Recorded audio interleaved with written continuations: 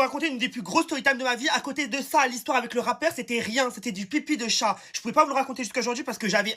On m'avait un peu privé, on m'avait un peu coupé la voix, tu connais. Là, j'ai eu l'autorisation pour vous en parler, je vais tout vous raconter. Ça parle de garçons hétéros, bien évidemment, comme d'habitude. Tout a commencé sur Instagram quand tu commences à me DM, il m'avait envoyé quoi ouais, j'étais charmant, ça te dirait une glace à la menthe, un truc comme ça, genre archi drôle. Du coup, moi j'avais répondu, je réponds jamais à mes DM, mais là, je me suis dit, je suis comme vous, j'ai besoin de l'origine pour me mettre dans le délire. C'était un arabe, fin de l'histoire. On se tchatche, on se capte pendant archi longtemps. En fait, pendant au moins 3-4 mois, on s'est parlé. Hein. C'est un mec qui assumait pas, mais d'après ce qu'il m'a dit, c'était pas de sa faute qu'il pouvait pas assumer. En gros, lui, il aimerait s'assumer, mais au niveau de sa femme et tout ça, au niveau de ses amis, il se ferait renier, genre. Je sais que je mérite pas ça, mais tu connais, il y a des gens, c'est comme ça. Je les aime bien, t'acceptes, voilà. Lui-même, je savais qu'il pratiquait la religion, tout ça, même s'il y avait des bisous, je savais qu'il pouvait pas assumer une relation face à sa famille, sachant que sa famille, c'était très croyant, très pratiquant. Au moment où il me dit qu'il m'aime, qu'il veut qu'on se barre de la France pour qu'on aille fonder notre famille ailleurs, je sais pas quoi, on était en mode, toi et moi contre le reste du monde, Bonnie and Clyde, on va voler 2 enfants dans un parc et on va les élever tous les deux. T'as capté. Je suis rentré tester un bronzer de chez Normal, c'est une imitation de Gérard Beauty, il me semble, pour le packaging, quoi, il ressemble beaucoup. Retournement de situation, j'arrête de lui parler parce qu'il m'a foutu 2 plans.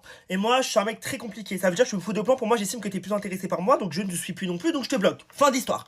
J'ai la copine d'une copine avec qui je m'entends très bien, qui m'invite à son mariage peu de temps après. Je suis pas un mec des gourmands, je suis pas un mec qui va pleurer tout ça. Donc tu connais, moi j'étais en mode bah ouais, allons fêter genre. C'est la copine d'une copine, mais la copine qu'on a en commun, je la connais depuis hyper longtemps. Donc en gros, j'ai été habitué de côtoyer cette fille-là et je m'entendais archi bien avec elle. Je la voyais pas tout seul à l'extérieur, je la voyais vraiment que quand j'avais ma copine, mais je l'aimais trop. Donc du coup, elle m'a invité à son mariage très gentiment. Je connaissais pas son mari, je connaissais pas les invités, je connaissais absolument rien. Je suis vraiment venu en touriste en mode ouais, je suis là pour la copine de ma copine parce que je l'aime bien et c'est tout genre. Le bruit me dégoûte. C'est horrible. Hyper gélatineux. Je suis à mon meilleur camis, j'arrive à la fête, tout se passe archi bien, tout ça. L'entrée des mariés, parce que je suis venu qu'à la fête. Le mari de ma copine, c'était le mec que j'ai fréquenté. Voilà. Vous allez me dire que c'est impossible, que le monde est trop petit. Quand je vous dis le monde est petit, le monde est petit. Mais le pire de ça, c'est que ma copine avait prévenu que son mari était très conservateur, très croyant, très pratiquant, et du coup, il supportait vraiment pas du tout les depsos. J'avais dit, tu connais, petite cagoule, tout ça, je vais en jogo, je le mets bien, genre, tu connais, je me cache un peu. Elle m'avait dit, je te mens pas, je pense pas qu'il va t'insulter tout ça, il va pas te frapper tout ça, mais il va te mettre mal à l'aise. Genre, je sais que toi-même tu vas être mal à l'aise, lui-même va être mal à l'aise, on va tous être mal à l'aise, on va se regarder dans le blanc du cul, non. Elle m'avait dit, pour t'éviter cette gêne, je préfère qu'en mode tu le rencontres pas, ça veut dire qu'elle-même ne lui parlait pas de moi, lui ne savait pas qu'on était amis, genre. Alors que ma chérie, j'ai même eu la langue de ton mari dans ma bouche. Pendant la soirée malaise international, je me suis barré au bout d'une heure. Je préfère vous prévenir, voilà, je lui ai dit que j'avais hyper mal, que je pense que j'avais une gastro et tout ça, que j'avais grave envie de vomir, donc il fallait que je rentre de chez moi. Je lui ai rien dit, je l'ai laissé profiter de son mariage.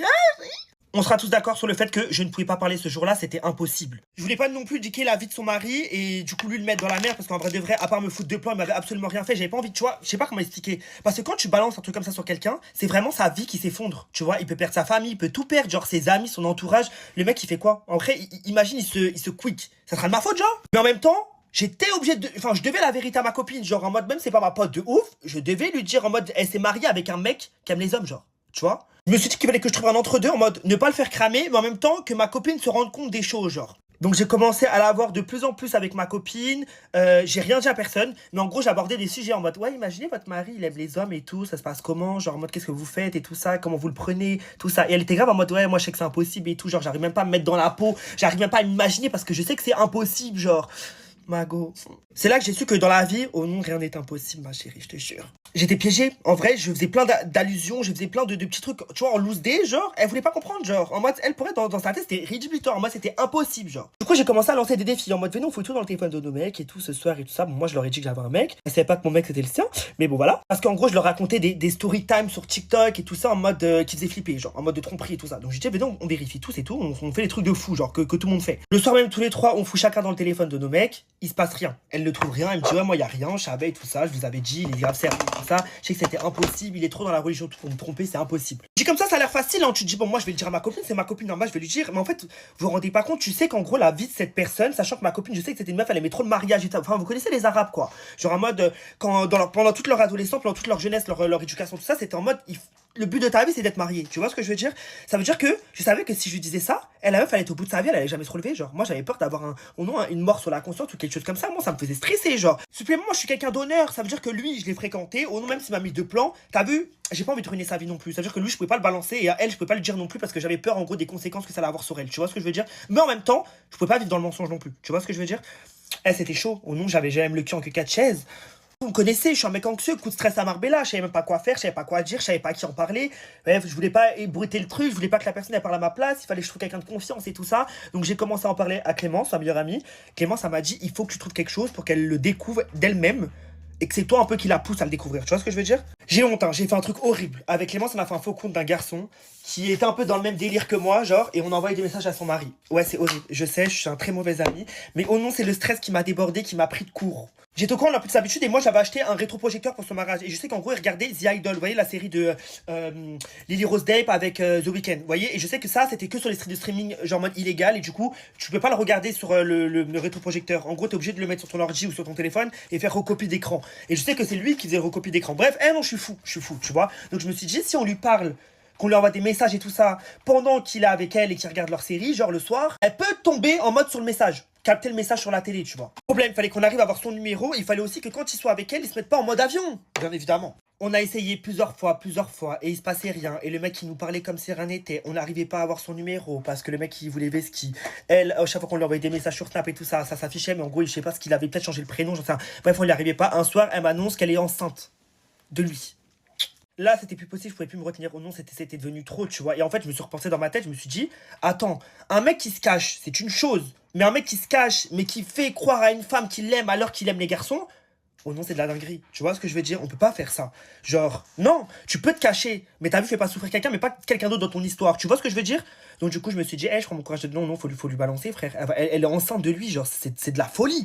Donc du coup, ben, j'ai été là à voir. Voilà, on a été manger ensemble. Je lui ai dit que j'avais un partenariat, j'ai pris que ça comment dire, comme excuse. J'ai appris aussi qu'il la tabassait, et ça c'est de la grosse dinguerie, mais souvent les hommes qui n'assument pas leur sexualité, qui sortent avec des femmes alors qu'ils n'aiment pas les femmes, souvent ils sont méchants avec les femmes ou alors ils les enchaînent. Je sais pas si vous voyez ce que je veux dire. Soit ils les enchaînent pour prouver qu'ils aiment les femmes, soit ils sont violents avec les femmes parce qu'ils ont une haine envers les femmes, vu qu'en gros ils se forcent avec une femme alors qu'ils aiment les hommes. Je sais pas si vous voyez ce que je veux dire, c'est par frustration genre. Ce n'est absolument pas une excuse que je suis en train de trouver, hein, bien évidemment. Foutez-les au feu directement, moi c'est ça que je veux. Quand je lui ai annoncé, elle a vachement pleuré, mais elle m'a dit qu'en gros, au fond d'elle, elle s'en doutait, qu'elle trouvait que c'était bizarre son comportement et tout ça, et que bref, fallait qu'on l'aide à s'échapper parce que le mec il voulait pas la laisser s'échapper et que sa femme c'était une famille de fou mental, de malade mental. Je vous ferai une autre story time pour raconter vraiment son histoire parce que c'est de la grosse dinguerie. C'est vraiment la grosse dinguerie. Elle a accouché, donc elle a été avec, enfin elle a accouché du bébé genre, et on l'a aidé à disparaître quoi. Ouais, parce que le mec n'avait pas assumé le gosse. Donc elle a pu se barrer. Ça veut dire qu'elle a changé de voiture, elle a changé de téléphone, elle a changé de carte SIM, elle a déménagé à l'autre bout de la terre. La meuf, j'ai jamais eu recontact avec elle, elle a changé de snap, changé de numéro. Elle a tout changé. Elle a tout changé, elle a refait sa vie. Un soir, pendant qu'il était au travail, on est venu chez elle et on a tout pris ses affaires et tout. Et elle s'est cassée. Et on l'a plus jamais revue. Et du coup, voilà, donc elle a l'enfant d'un mec qui la tabassait, qui l'a mariée alors qu'il ne l'aimait pas et qui est sorti avec moi. Voilà. Truc encore plus triste, quand elle a accouché, l'enfant il a fait, vous savez, un truc du nourrisson, je sais plus comment ça s'appelle, mais bref, il est décédé en gros à moins d'un an. Je sais plus, il avait combien, je crois, il avait 8 mois, un truc comme ça. Bref, le bébé est décédé. Donc ça veut dire que ma copine, elle a vraiment tout perdu. Et bon, elle a plus d'identité, elle a plus rien, quoi. Bref, elle s'est barrée à l'autre bout du monde, loin de sa famille et tout ça. Et elle a refait sa vie. Voilà. Dinguerie. Et elle a eu un autre bébé depuis. C'est une histoire les plus trash qui m'est arrivée dans ma vie. Franchement, une histoire qui m'a le plus choqué.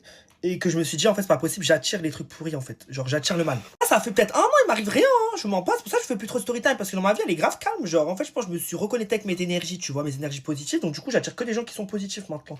Avant, j'attirais que des trucs comme ça, des histoires saugrenues. J'étais dans une série, genre. Elle s'est encore plus rapprochée de la religion et elle s'en est remise comme ça. Sa famille aussi ont été très présents et ses amis, bah, qui ont encore contact avec elle, ont été très présents aussi. Moi, j'ai encore contact avec elle, en gros. Mais on n'était pas potes de ouf. Ça veut dire qu'on se parlait très rarement. Donc, on s'est toujours au téléphone de temps en temps. Genre, vraiment une fois tous les 6 mois, genre.